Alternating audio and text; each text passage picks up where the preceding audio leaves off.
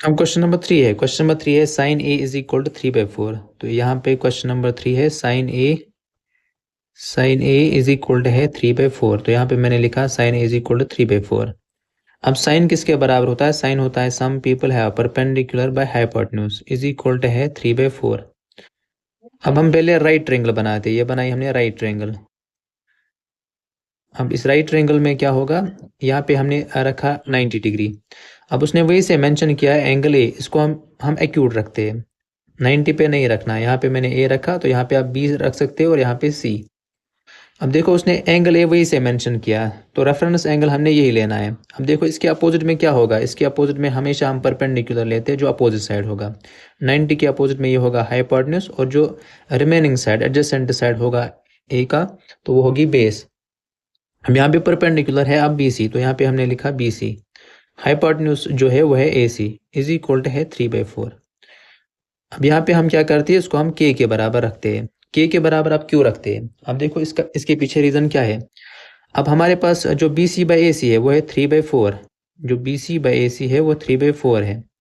B C by A C is equal to 3/4। जो 3/4 है ये सिंपलेस्ट फॉर्म है, यहाँ पे कैंसिलेशन फर्दर नहीं होगी। अब देखो फॉर एग्जाम्पल अगर मैंने यहाँ पे 6/8 भी लिखा, 6/8, अगर मैंने 9/12 भी लिखा। अब देखो अगर हम इनकी कैंसिलेशन करेंगे, अगर यहाँ पे करेंगे 2 3 जार 6, 2 4 जार 8, तो यहाँ पे भी आएगा 3/4। अगर यहाँ पे हमने कैंसिलेशन की 3 3 जार 9, 3 4 जार 12, तो फिर भी आएगा 3/4। इसका मतलब हमारे पास इन्फिनाइट नंबर ऑफ फ्रैक्शंस होंगे, जहाँ पे क्या होगा, जो सिंपलेस्ट फॉर्म इसकी होगी वो होगी 3/4। अब अगर हमने सारे फ्रैक्शंस को इंक्लूड करना होगा, तो इसके लिए हम क्या करते हैं? हम इसको के बराबर रखते हैं। तो जो बी सी की वैल्यू आएगी वो आएगी अब 3 के, एंड जो ए सी होगा 4 के। अब देखो कैसे सारी फ्रैक्शंस कैसे इंक्लूड होगी। अब जो बी सी निकला 3 के।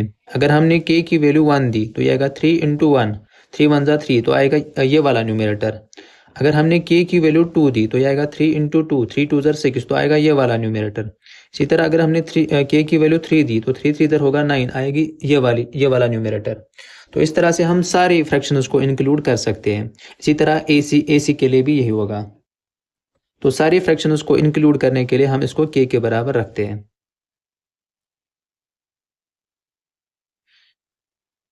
अब जो दो साइड बी सी निकला है 3 के, तो यहाँ पे मैंने लिखा 3 के।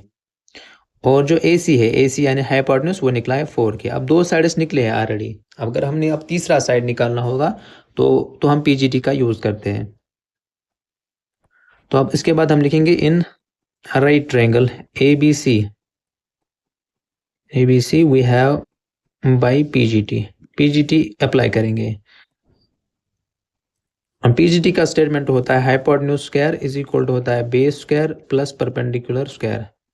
अब हाइपोटेन्यूज जो है हमारे पास वो है 4 के, तो यहाँ पे हाइपोटेन्यूज की जगह हम रखेंगे 4 के। ऊपर है स्क्वायर, तो रखा मैंने स्क्वायर इज इक्वल टू ऐसे। जो बेस है, बेस पता नहीं बेस क्या है, तो हमने अभी रखना है ए बी स्क्वायर। परपेंडिकुलर निकला है 3 के, तो यहाँ पे परपेंडिकुलर की जगह हम लिखेंगे 3 के, ऊपर रखेंगे स्क्वायर। अब 4 का जो स्क्वायर होगा, स्क्वायर अपने आप से 2 बार मल्टीप्लाई करना होता है, तो 4 का स्क्वायर होगा 16, फिर होगा के square.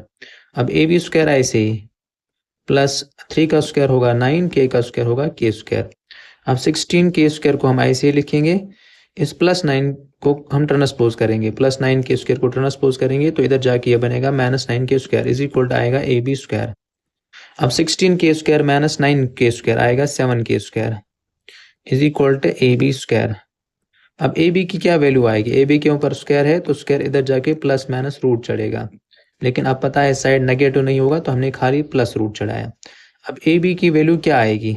A B is equal to, अब जो 7 है ये परफेक्ट स्क्वायर नहीं होता, तो हम इसको रूट में रखते हैं। के स्क्वायर का रूट आएगा के। अब जो ए बी निकला √7 के। अब हमने क्या फाइंड करना था? फाइंड करना था एक तो साइन निकालना था, साइन ए एंड साइन ए नहीं, कॉस ए एंड टेन ए निकालना है। अब कॉस ए निकालना है, कॉस ए। कॉस जो होता है, कॉस होता है curly black hair base divided by hypotenuse. तो यहाँ पे मैंने लिखा जो कॉस होता है वो होगा cos curly black hair base by hypotenuse. अब जो बेस निकली है वो निकली है √7 के, तो यहाँ पे हम वैल्यू देंगे √7 के। और जो हाइपोटेन्यूज है, हाइपोटेन्यूज 4 के ऑलरेडी है, तो यहाँ पे हमने रखना है 4 के। 4 के और के कैंसिल होगा तो बचा √7 डिवाइडेड बाई 4। इसी तरह टेन है, टेन होता है परपेंडिकुलर बाई बेस। जो परपेंडिकुलर है हमारे पास 3 के, यह है परपेंडिकुलर 3 के, तो यहाँ पे रखना है 3 के। और जो बेस है वो है √7 के फिर से कैंसिल होगा तो आएगा 3 डिवाइडेड बाई √7।